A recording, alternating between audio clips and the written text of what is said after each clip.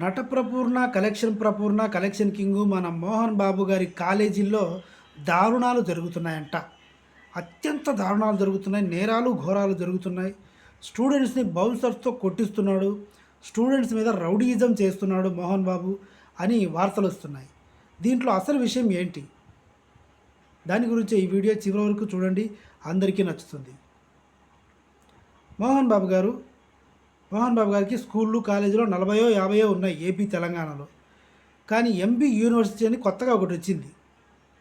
MB university మాత్రమే.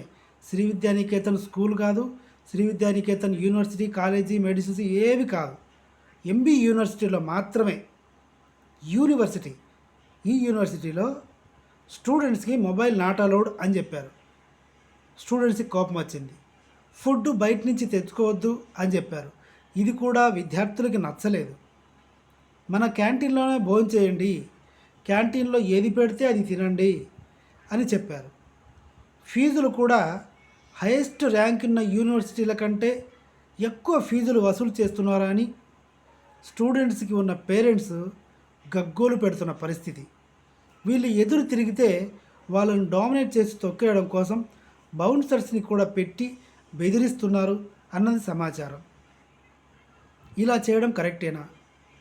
మోహన్ బాబు యూనివర్సిటీకి ఉన్న ర్యాంకు 162. అంటే నలంద యూనివర్సిటీ ఉంది, ఉస్మానియా యూనివర్సిటీ ఉంది, నిజాం యూనివర్సిటీ, ఇలా ఈ అన్నిటి తర్వాతే మోహన్ బాబు యూనివర్సిటీ. ఆ కాలేజీలకు లేని ఫీజులు మోహన్ బాబు కాలేజీలకు ఎందుకు? ఇదే ప్రశ్నిస్తున్నారు స్టూడెంట్స్. వాళ్ళ నోళ్ళు మూయించడం కోసం బౌన్సర్లను పెట్టారు మోహన్ బాబు. ఇది తప్ప కాదా పబ్లిక్కి చెప్పాలి, లేదా మోహన్ బాబు గారు నిర్ణయం తీసుకోవాలి. మోహన్ బాబు గారు చూడని డబ్బా, ఆయనకు లేని క్రేజా?